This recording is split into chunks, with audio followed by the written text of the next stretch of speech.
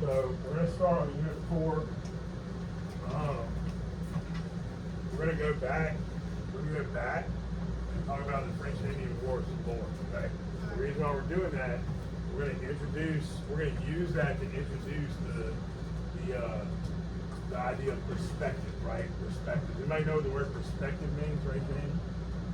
Right? Say yes, Shannon. What's perspective? Yeah, the way you see something, right? It's multiple people can see the same event different ways, right? So we're going to start this. I know it's only half a class, so we're going to finish this tomorrow. I don't want to rush through all this stuff. The objective for today and tomorrow is going to be able to explain the importance of studying different perspectives as far as history goes. Does that make sense? In history, there's certain events that, depending on the way you see it, different people can see the same event in different perspectives. For example, with the Native Americans, they're just chilling, growing crops, killing animals, eating, living their life, right? And the Europeans show up. What do you think their perspective was when they look out and they see white people come in and they've never seen white people before? Yeah, what else?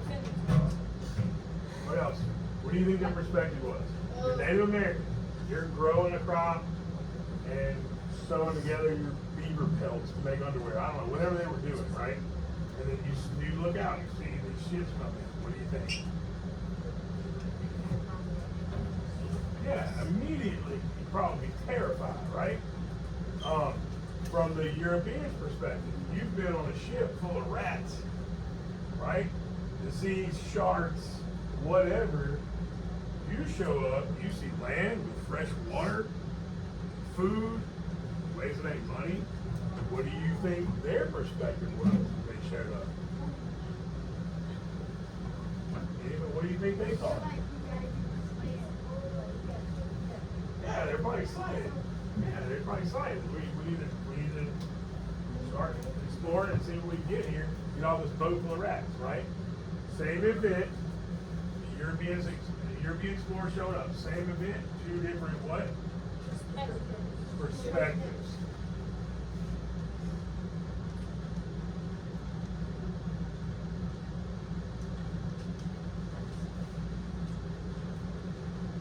All right. So, definition of perspective. Yep.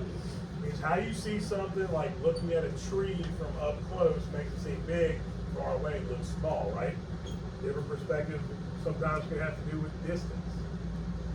Right now, everybody turn and look at somebody else across the room and look at them through your fingers like this. Look.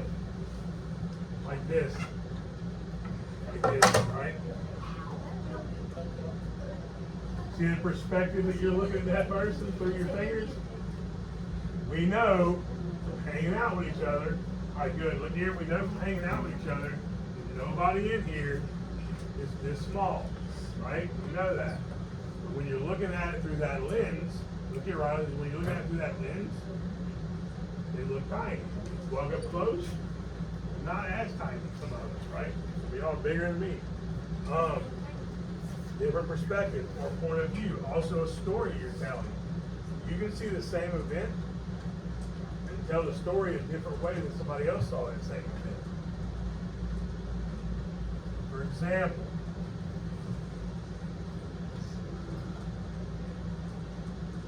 pretend like you're the principal of this school. You're Mr. Clark or Miss, or you know what? You're Mr. Watts or you're Lady Miss Watts. Okay? You're the principal. You just found out there was a fight in the lunchroom. Big fight in the lunchroom, right? You weren't in there. You didn't see it. You were outside on duty. But you know there are a ton of witnesses because it's the lunchroom's full. So you've asked a lot of students and teachers who witnessed that fight to write down what they saw. Unfortunately, you received a bunch of conflicting accounts of what happened. Everybody disagreeing, but no one's just lying, right? They're just writing down how they saw it. Somebody raise your hand and tell me why there would be different stories of the same event and no one's lying. Jace.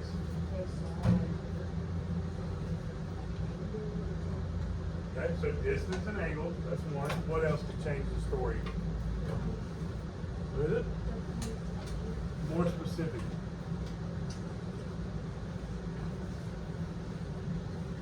What else could change somebody's story up? No? Yeah, point of view, but I'm talking about the parts of that, like different ways to say perspective. Different, like, what if they're your friends versus what if they're not your friends? Why would that change their perspective? So I would say, like, maybe one of people's friends, like, knew what their reason was to fighting. And some people thought they had different reasons. Right, so whether or not you're friends with those people that got into it, why would that change your perspective? Somebody I hadn't heard from yet. Why would that change your perspective if they were your friend versus not your friend?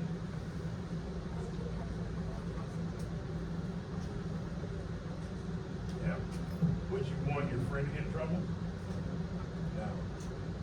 But that shouldn't change your story, right? Or would it? Yeah. Right? It could, right? It could. You might leave out details that other people saw. Doesn't mean you're lying about it. You just give the details that you want to give, right? That's also perspective. That make sense? All right, so the different types of people. Different types of people. I want y'all, whenever I tell you to go, you're going to turn and talk to the people right around you, 2 or 3, and you're going to answer the next 2 questions. What are the different types of people that might have seen it? How many different types of people are in the school? Right? And also, what makes one person's story, listen, Melanie, what makes one person's story more believable than another person's story? All right, so you're going to answer 2 and 3 when we turn and talk. I'll give y'all, say, about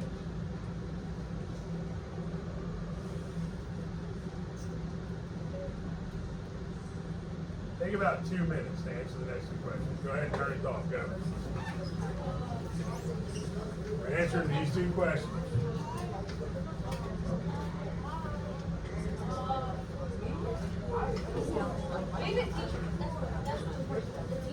Different types of people and what makes one person more believable. Figure out. Turn it off.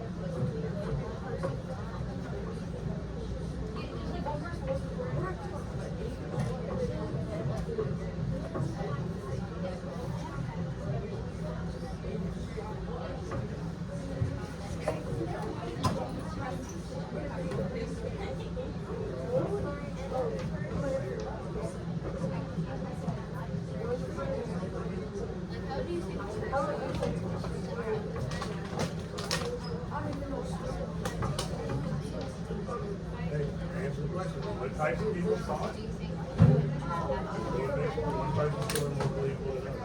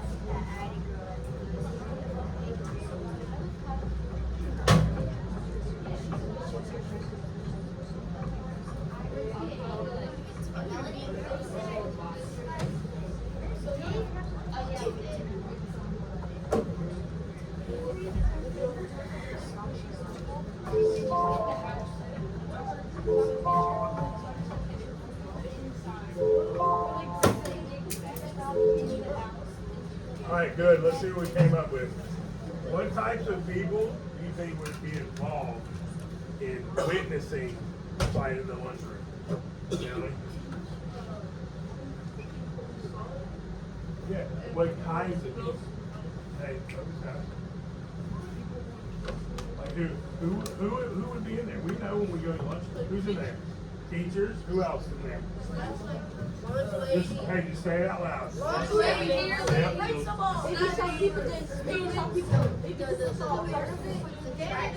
All right, hey, very good. So we had, I heard lunch. Hey, give me three. Give me three. Three. Good, go down. I heard teachers, lunch ladies, principals, students, janitors. I mean, the secretary might have walked through. We don't know anybody, right? Out of all those people that saw it, somebody raise your hand for this one. What might make one person's story more believable than somebody else's? Somebody else I hadn't heard from. Brittany, what makes one person's story to you more believable than another person's story? Yeah, hey, did you hear that? So details, right? Details of it. What else? Somebody else. Over here, Gunner. 2, 3 different people are telling you a story. What makes one person more believable than the other? Yeah, if you're friends with them, right? If you're friends with them, you might leave out some details, right? Like if your friend popped off with somebody and you really didn't hear it, and then the other person runs up and fights them, you're going to say your friend didn't do anything, right? What's one more detail that makes one person's story more believable than another person's story? Change.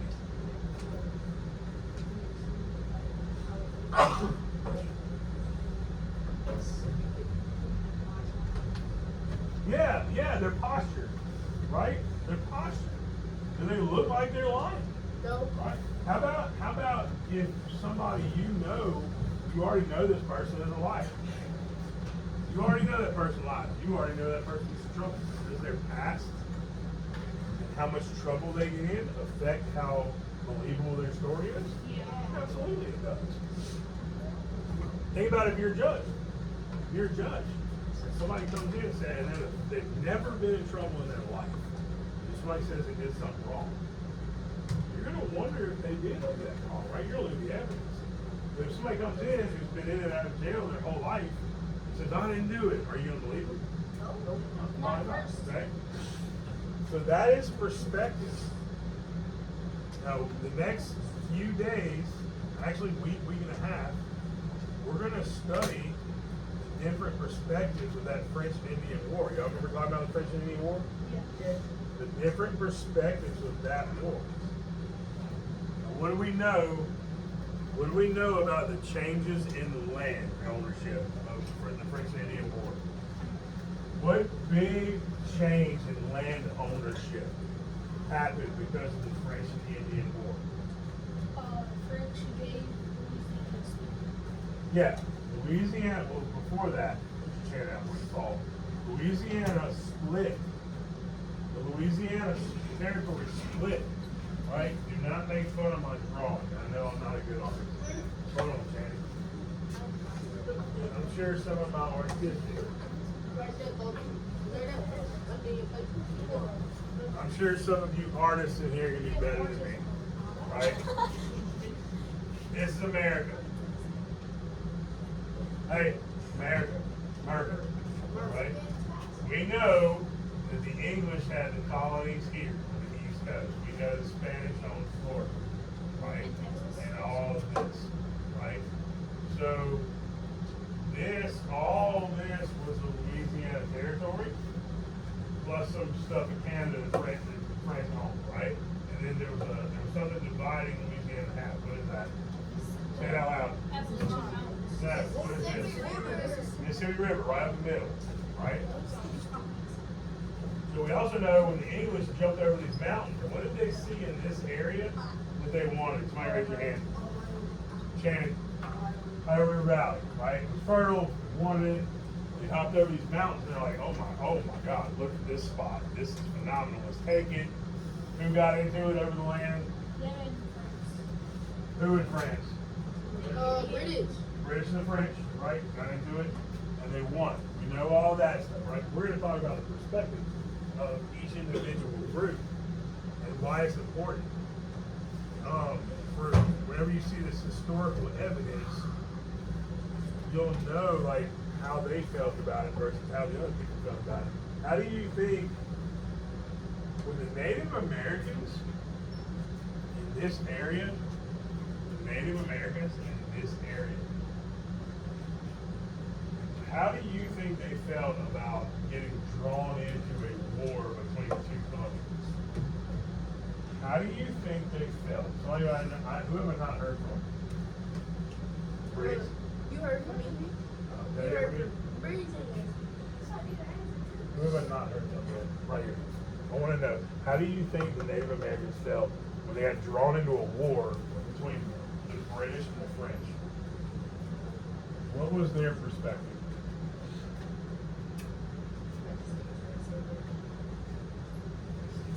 All right, you're Native American. You already live there. One group shows up, they trade with you, it's kind of okay. You get to see weapons, you get to see glass beads and little metal trinkets and all this cool stuff, right? But there's also diseases that are killing you. And then another group comes in and they start fighting over the property. Who owned the property before they ever got there? Yeah, you, right? Now you have two people fighting over something that already belonged to you. Right? So, no matter the outcome of the war, who won it, how do you feel as a Native American?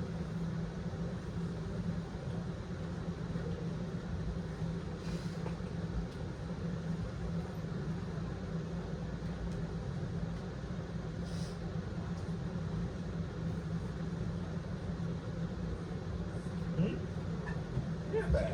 Feel cheated, right? Feel like they're stealing from you, right? Different perspectives. From the British perspective, hey, hi, hey. From the British perspective, how did they feel about it? Right, hold on. They were here, they owned this, now they own this. they felt like How? How the Brit from the British perspective, how did this go? they were happy that the outlaw won. Yeah, they won. I don't know anybody who's not happy about winning, right? Everybody's gonna be happy about winning. Now France went from owning